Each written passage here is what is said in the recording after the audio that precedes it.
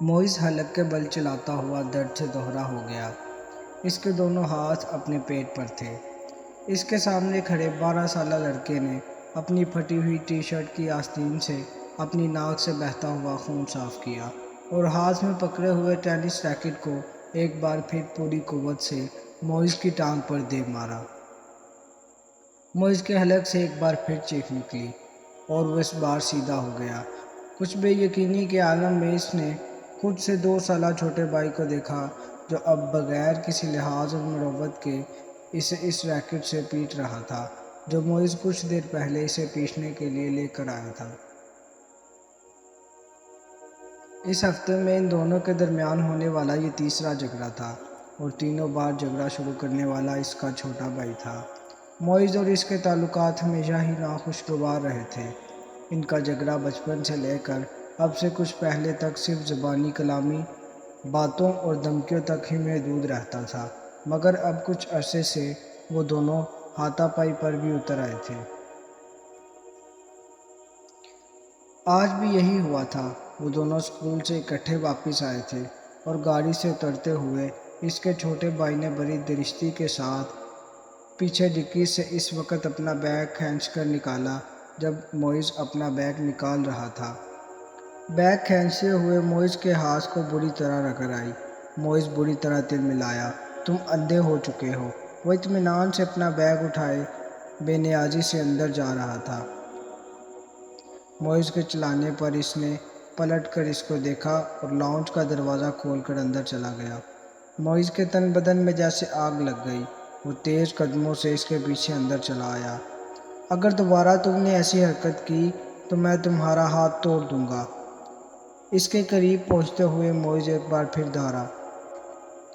اس نے بیگ کو کندھے سے اتار کر نیچے رکھ دیا اور دونوں ہاتھ کمر پر رکھ کر کھڑا ہو گیا۔ نکالوں گا۔ تم کیا کرو گے؟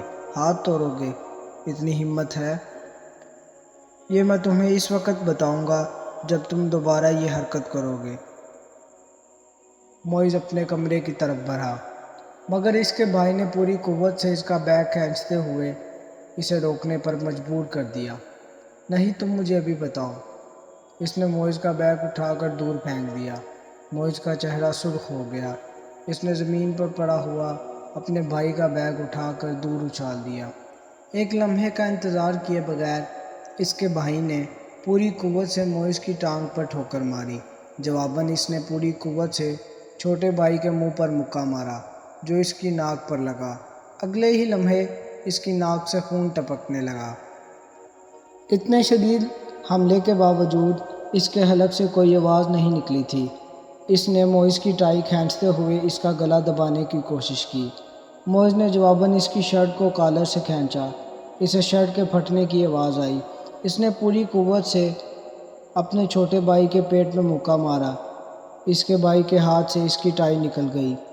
ٹھہرو، میں تمہیں اب تمہارا ہاتھ توڑ کر دکھاتا ہوں۔ موئز نے اسے گالیاں دیتے ہوئے لاؤنج کے ایک کونے میں پڑے ہوئے ایک ریکٹ کو اٹھا لیا اور اپنے چھوٹے بھائی کو مارنے کی کوشش کی، مگر اگلے ہی لمحے ریکٹ اس کے بھائی کے ہاتھ میں آ گیا۔ اس نے پوری قوت سے گھما کر اتنی برق رفتاری کے ساتھ اس ریکٹ کو موئز کے پیٹ میں مارا کہ وہ سنبھل یا خود کو بچا بھی نہیں سکا۔ اس نے یکے بعد دیگرے اس کے کمر اور ٹانگ پر ریکٹ برسا دیے۔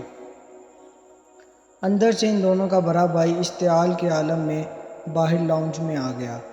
کیا تکلیف ہے تم دونوں کو؟ گھر میں آتے ہی ہنگامہ شروع کر دیتے ہو۔